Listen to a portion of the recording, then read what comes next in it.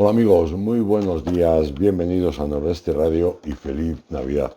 Hoy estamos aquí tranquilos en casa con la chimenea, disfrutando de una riaza nevada, con la pinilla que ha abierto hoy. Bueno, pues todos son buenas noticias y ya a todos nos habrá dejado Papá Noel algún regalito.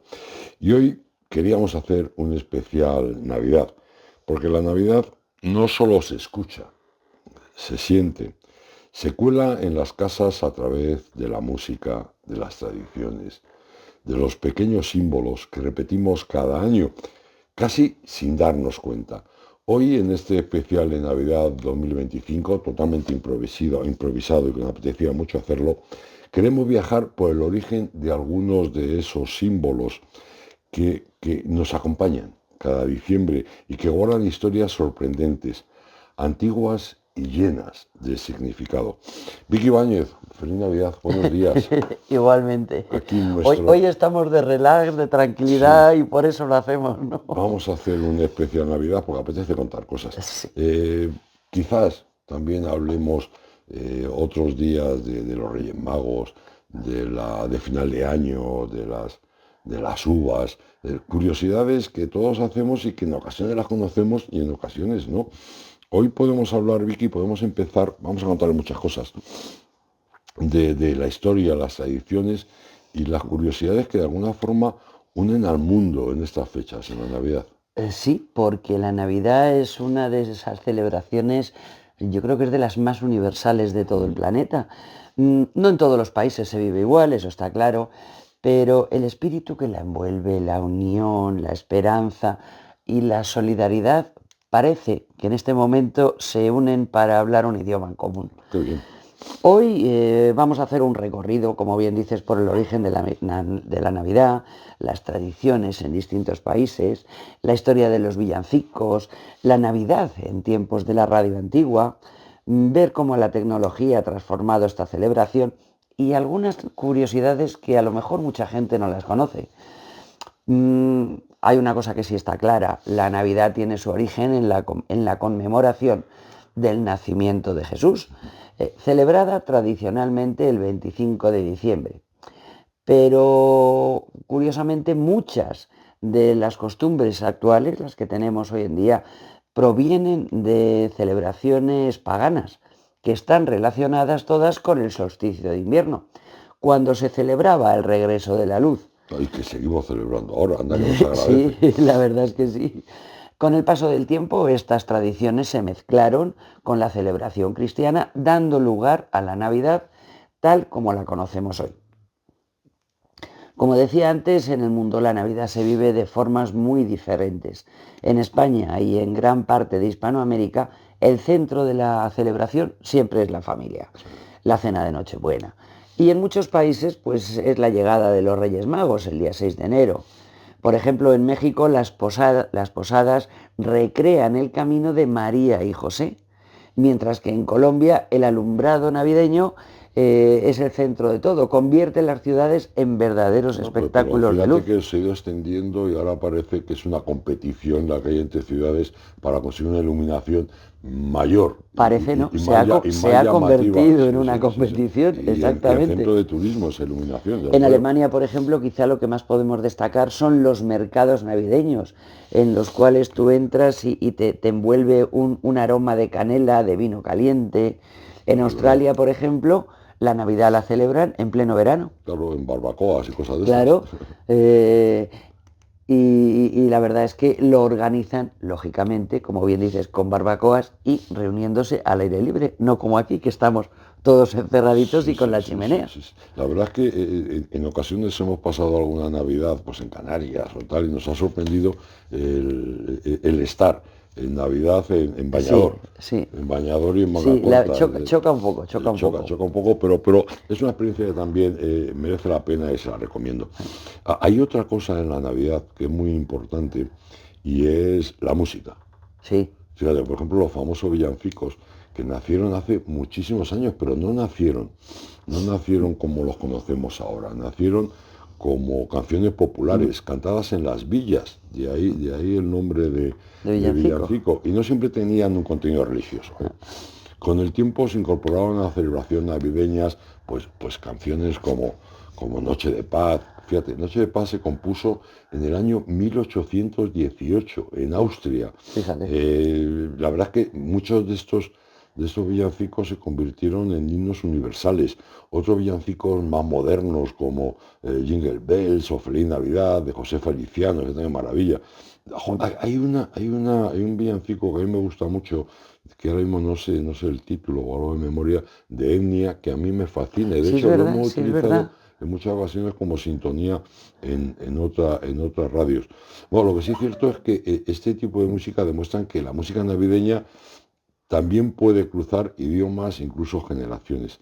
Fíjate, hubo un tiempo, claro, hablamos de lo que nos toca, que nos gusta mucho, que es la radio, y la radio era la gran protagonista de la Navidad, porque en la primera mitad del siglo XX muchas familias se reunían alrededor del receptor del aparato de radio, Sí, claro, para escuchar programas especiales, mensajes presidenciales, radioteatros, incluso conciertos navideños.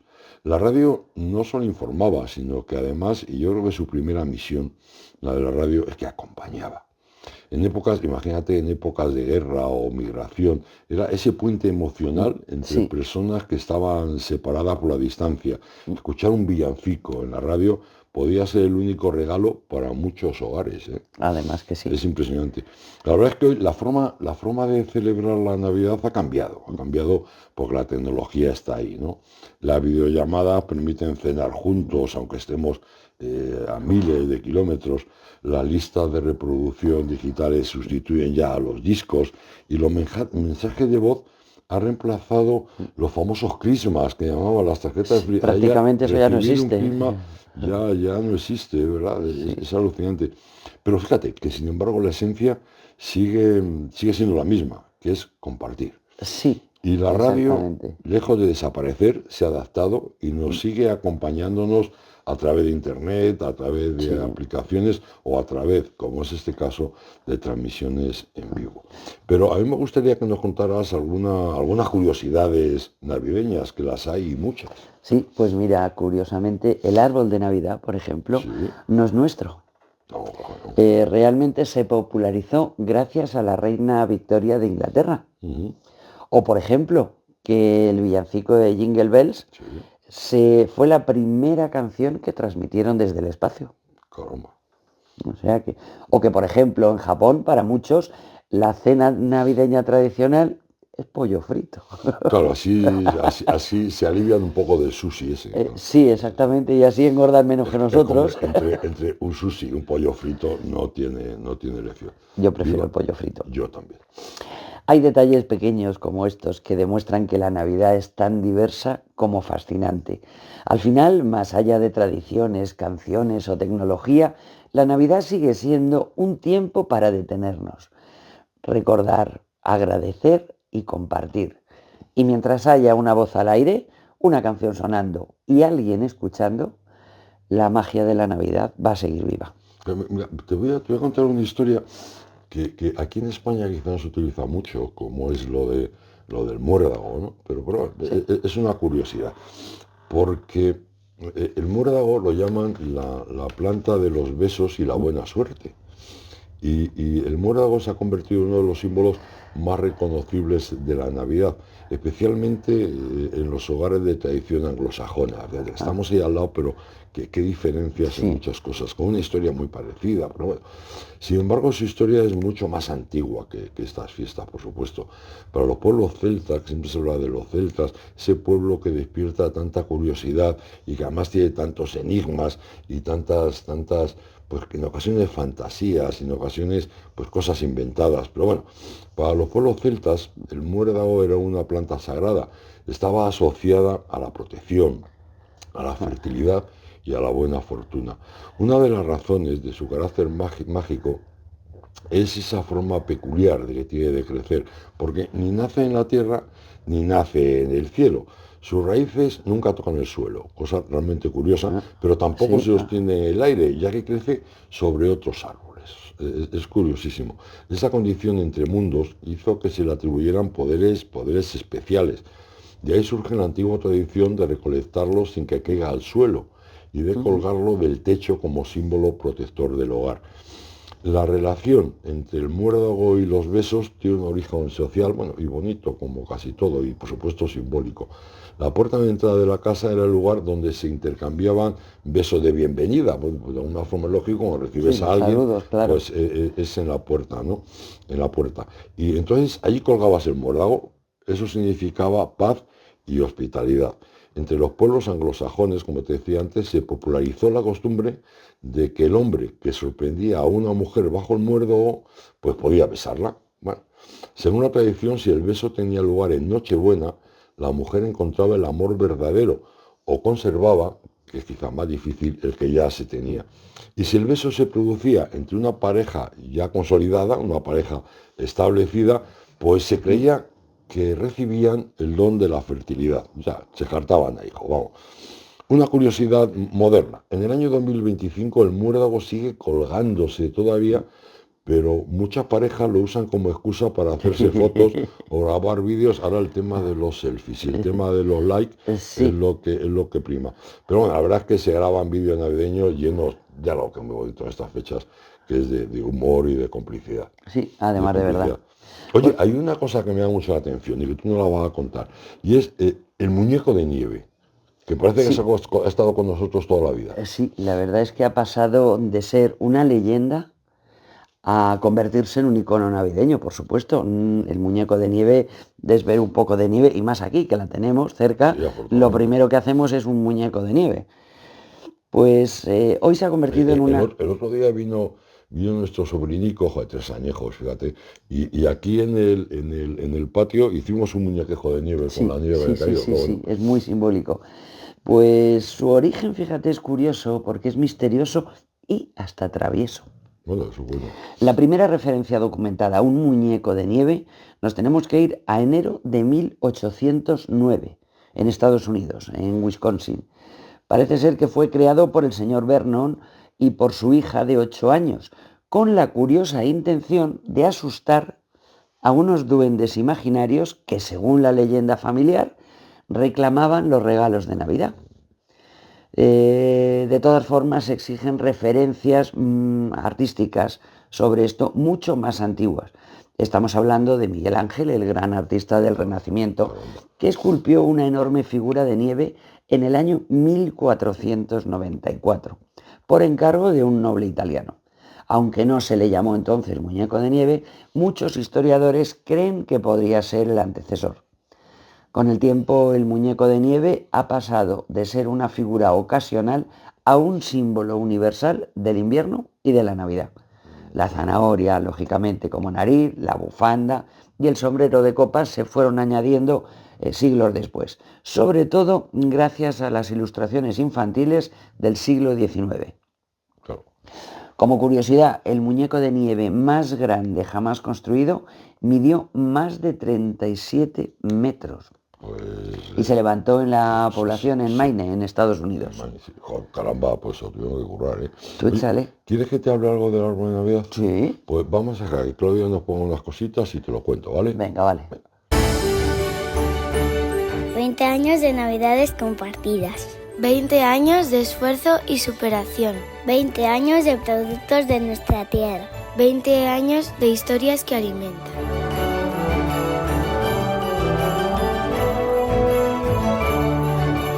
Feliz Navidad y feliz 2026. Alimentos de Segovia. Diputación de Segovia.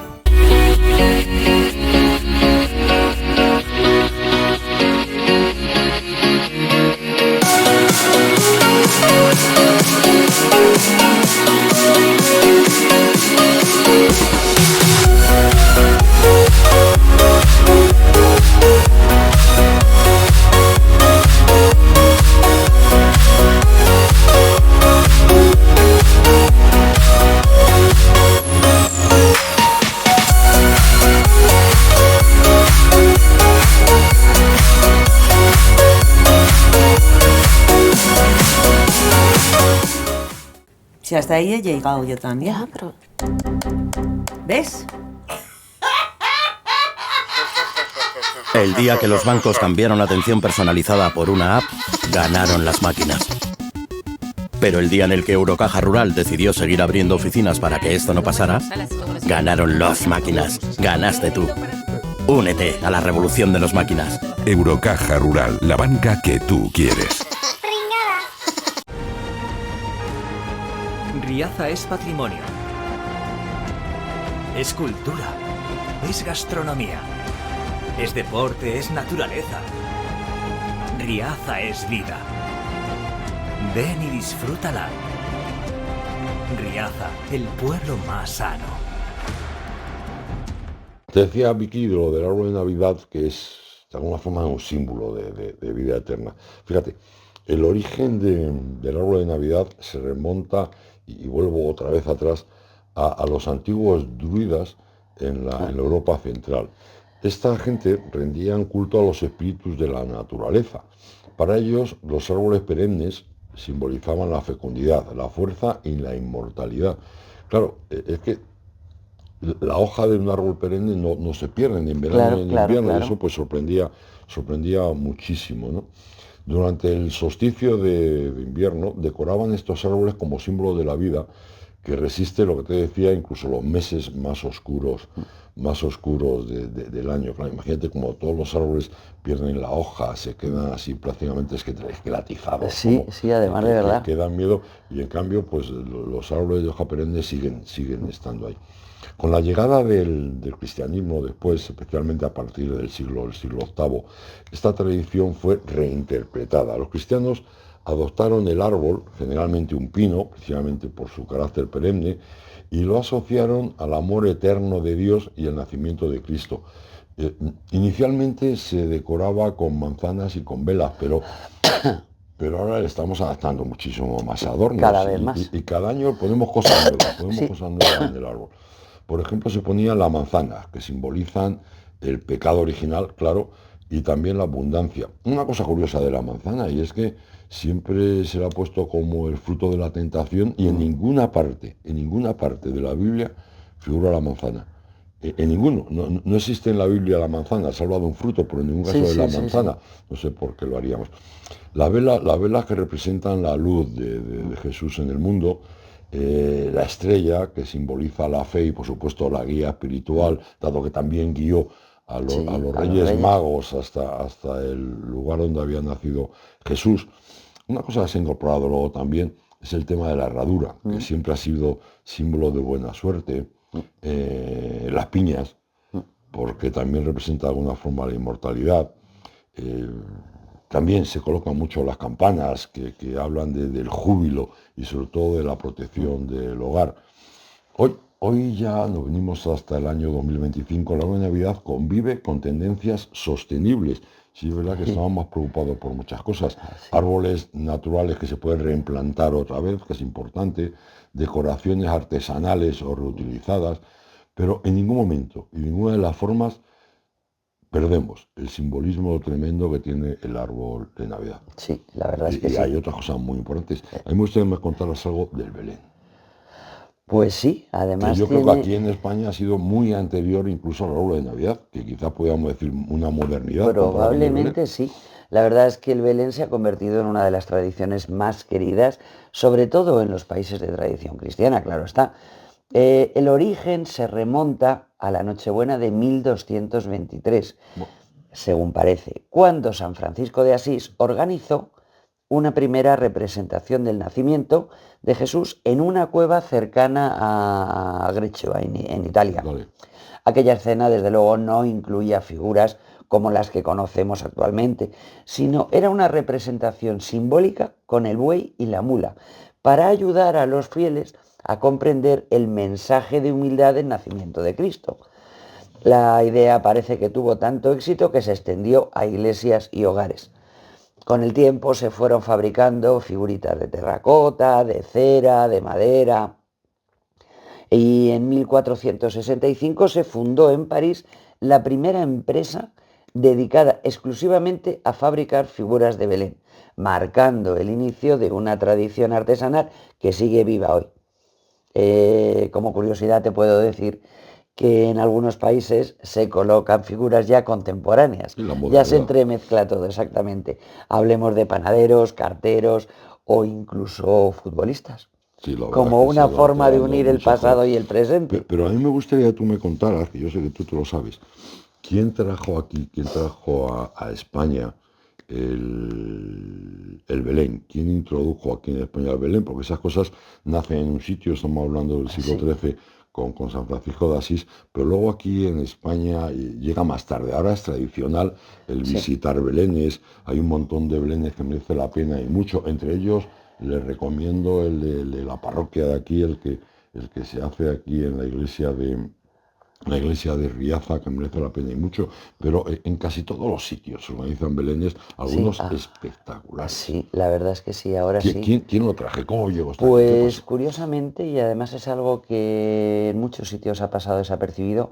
estamos hablando de María Amalia de Sajonia, La reina, la reina, la mujer de Carlos de III. Carlos III. Una Eh, mujer realmente rompedora con muchas cosas. Sí, lo que pasa que por desgracia estuvo poquito aquí, además lo pudo disfrutar muy poquito. Fue ella la que popularizó la costumbre de instalar el pesebre en las casas al colocar un nacimiento en la Navidad que pasó en el Palacio del Buen Retiro, Mm. que solo pasó en esa Navidad. De hecho, esta reina pasaría a la historia con el sobrenombre de la reina del Belén, perdón. Solo llevaba en España 3 meses, más o menos.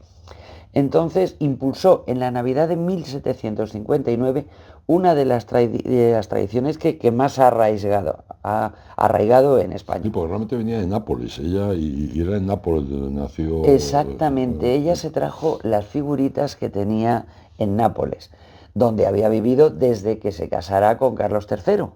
Estamos hablando de 1738, más o menos, con solo 14 años. La verdad es que lo suyo fue un matrimonio concertado y que según todos los cronistas fue muy feliz. La pareja tuvo 13 hijos y 5 de los cuales fallecieron a los pocos años. Con su hijo Carlos, que años después se convertiría en nuestro rey Carlos IV, y otros 5 infantes, el matrimonio se trasladó a Madrid a la muerte de Fernando VI, convertidos en los nuevos reyes de España. En Nápoles se quedaron otros 2 hijos, Felipe y Fernando. Fue la única Nochebuena, como te decía, que María Amalia pasó en la capital española, porque un año después, y con solo 35 años, falleció de tuberculosis. O sea que, dando, como decía Carlos III, el único disgusto que le habían dado en la vida. Según aseguró él, la sobrevivió 28 años, pero nunca se volvió a casar. O sea que realmente estaba Sí, enamorado de sí, sí, ella. sí. Fue una caída del caballo, unida a fumar grandes puros, que fumaba puros, Era un juego como puro. y a la melancolía que la invadió cuando llegó a Madrid y dejó su tierra, no se llegó a adaptar, pues parece ser que habían afectado a su salud. Carlos III compartía con su esposa la afición por el Belén. Ya en Nápoles habilitaban una sala del palacio donde vivían para el montaje del Belén, que lo abrían para que lo visitara todo el pueblo. Y lo mismo hicieron a su llegada a Madrid, la verdad es que con gran éxito. Aquí encargarían para su hijo Carlos el llamado Belén del Príncipe. Y para que te hagas una idea, los belenes de palacio llegaron a contar con 6.000 figuras. Vale.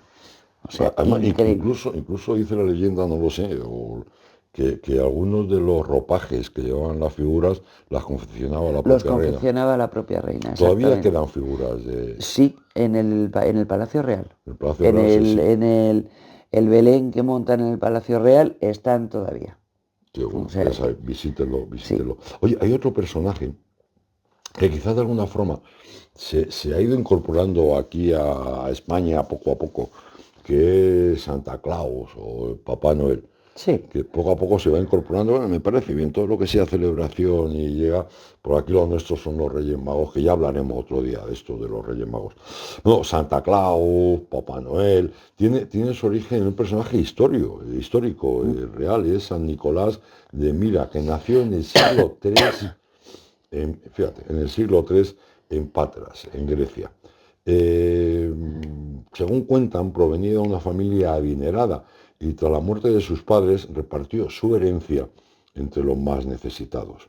Este hombre fue, fíjate de pronto, fue ordenado sacerdote con 19 años y llegó a ser arzobispo de Mira, en la actualidad, en la actual Turquía.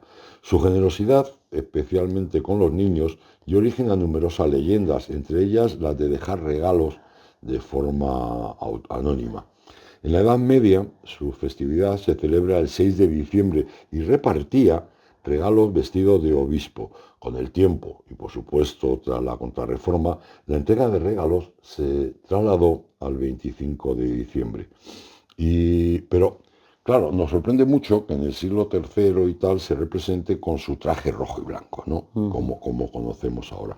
Bueno, pues la imagen moderna de Santa Claus fue fijada en los años 30 por un ilustrador llamado Haldon Sundblom, pero realmente fue por una campaña de Coca-Cola, porque justo antes se le vestía de verde, y justo con la campaña de Coca-Cola se le dio ese color rojo y blanco propia de esta firma. O sea, tú fíjate lo que interviene en la publicidad, en lo que son... Claro, tú no te imaginas ahora mismo a Santa Claus. En algunos sitios se recupera vestido de verde y tal, pero la imagen de Santa Claus... Sí, con el traje rojo. Claro, está claro. Es el traje rojo, ya sé, eso debemos a Coca-Cola y a la publicidad. ¿Qué más nos cuentas? Pues fíjate, otra curiosidad. Los villancicos. Vamos a ver, los villancicos es religioso, son las navidades. Ahora. Sí, claro. Bueno, pues no nacieron como canciones religiosas. Los orígenes los podemos encontrar en los poemas cortesanos de temática amorosa de los siglos XV y XVI. Bueno. O sea, no tenían nada que ver con las navidades, que más tarde cantaba el pueblo llano conocido como los villanos. O sea, que es lo que habías comentado.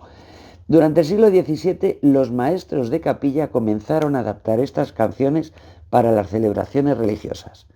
Como las más populares eran las interpretadas en el tiempo de Navidad, el término villancico acabó siendo sinónimo de canción navideña.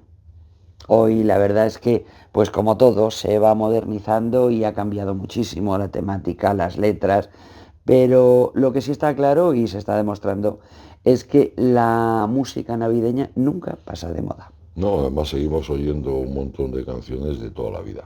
Exactamente. Y si quieres te cuento otra leyenda también, la leyenda de la bruja Befana. La bruja Befana, caramba. Sí, eso no es de aquí. No es de aquí, pero es encantadora.